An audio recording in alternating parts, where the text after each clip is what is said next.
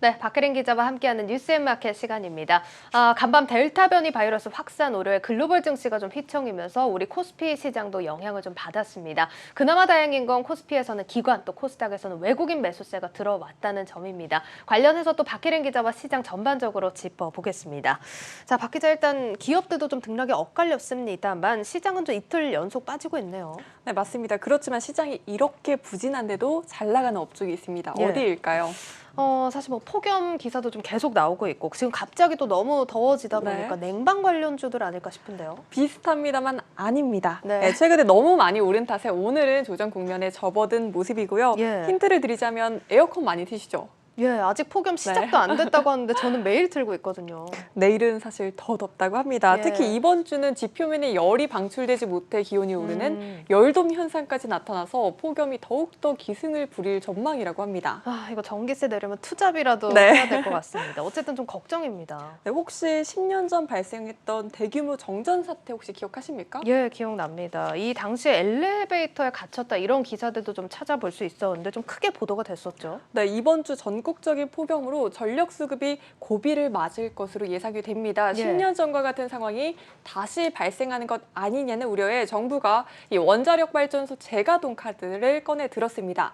결국 탈원전 정책을 내세웠던 문재인 정부도 전력 수급 안정을 위해 원전 재가동을 결정할 수밖에 없었던 건데요. 예. 이 같은 결정에 오늘 원전 관련주들이 힘을 받은 하루였습니다. 예, 지금 또 이 결정을 두고 말이 많은 상황이긴 합니다만 일단 시장 관점에서 본다면 뭐 정책도 그렇고 폭염에 코로나까지 겹치면서 원전주들이 좀 수혜를 받은 거네요. 네, 맞습니다. 또 탈원전 정책을 고집한 문재인 정부까지 원전 외에 마땅한 대안을 찾지 못한 것이 특징적이고요. 오늘은 이래서 원전 관련주들을 한번 짚어보도록 하겠습니다. 예, 원전 관련주도 어떤 종목들이 있습니까? 네, 대표 종목들을 한번 정리를 해봤습니다. 시가총액 기준으로 가장 큰 종목은 두산중공업입니다. 오늘 시총 대비 두드러진 상승률을 보인 종목은 한전기술입니다. 12% 넘게 상승을 했고요. 한전기술은 원자력 발전소의 설계 사업 등을 하는 회사인데요.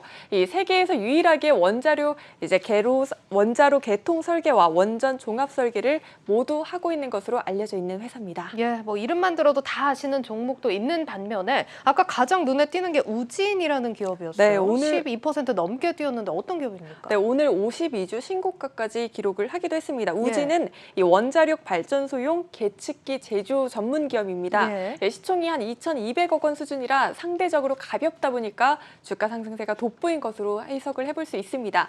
또 한신기계는 원자력 발전소용 공기 압축기를 공급하는 회사고 BHI는 발전용 설비를 생산하는 회사입니다. 예, 뭐 보셨다시피 오늘 원전주들이 좀 전반적으로 급등세를 보여준 하루였습니다. 일단 정부에서 이런 발표가 나온 게 좀 한몫한 모습인데 장기적으로 이게 이어질 수 있을지 여부가 또 투자 포인트가 될 것 같습니다. 향후 전망은 어떻게 나옵니까? 네, 정부 정책 방향에 따라 달라질 텐데요. 일각에서는 이 탈원전을 고수해온 정부 정책이 이번 기회로 완화될 수 있을 것이란 시각도 나옵니다.